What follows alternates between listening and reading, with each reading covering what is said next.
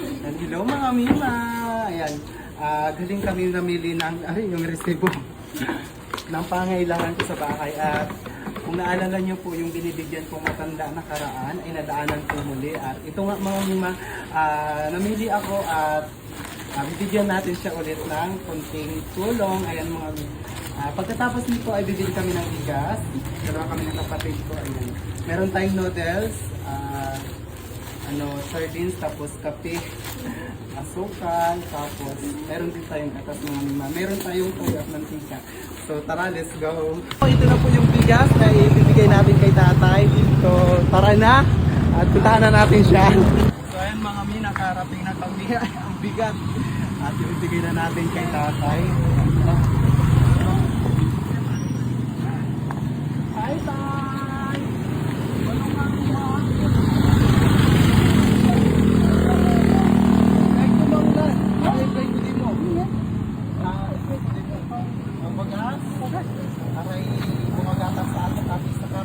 Nakabidyo kita tiba na. Kajali lang. Parating mo ita ah. Salamat. Ano ka kung saan din? Ha? Ang puro, 20, ano yan natin mo? Tag 20. Oo, tag 20. Yan. Laki mo tang. Kaya kumisi nila na nga lang. Oo.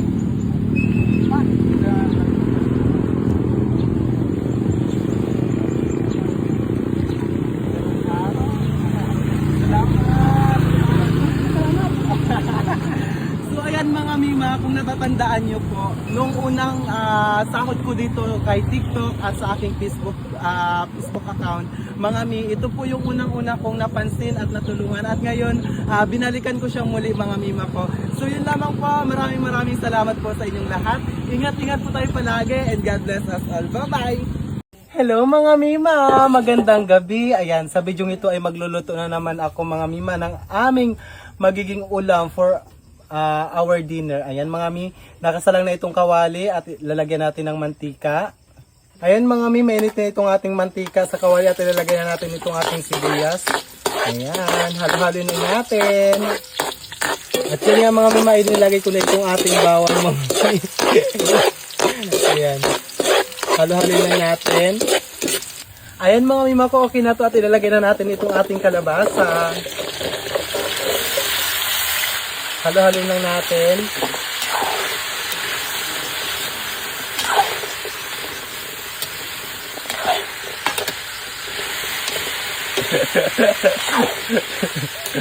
Ayan. Ilalagay na natin itong ating gata. Mantika sana. Ayan.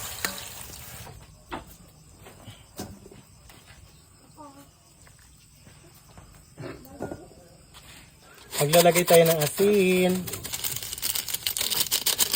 May mapapakuluin lang natin to at balikan natin mamaya. Ayan mga mima ko, okay na itong ating kalabasa at ilalagay na natin itong ating kamaron. Ayan mga mima. Simpleng ulam. Ito lang yung pangsahog natin mga mima. Ito lang yung ating magiging ulam for tonight. Pero masarap yan mga mima. Hala, parang kulang sa sabaw. Okay lang yan, dagdagan na lang natin ng tubig. Masarap pa din naman yan, no? At ilalagay na natin itong ating siling haba. Ilapit mo dito. Ayan. Lagay natin dyan. At halo-halo natin ulit.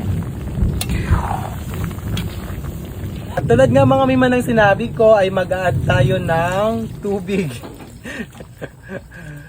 Konti kasi yung sabaw natin mga mi. Ayan. Ayan mga mima ko, papakuluan ko lang ito at palalambutin natin itong ating siling haba. Ayan mga mima ko, sa tingin ko okay na to at titikman na natin. Sarap.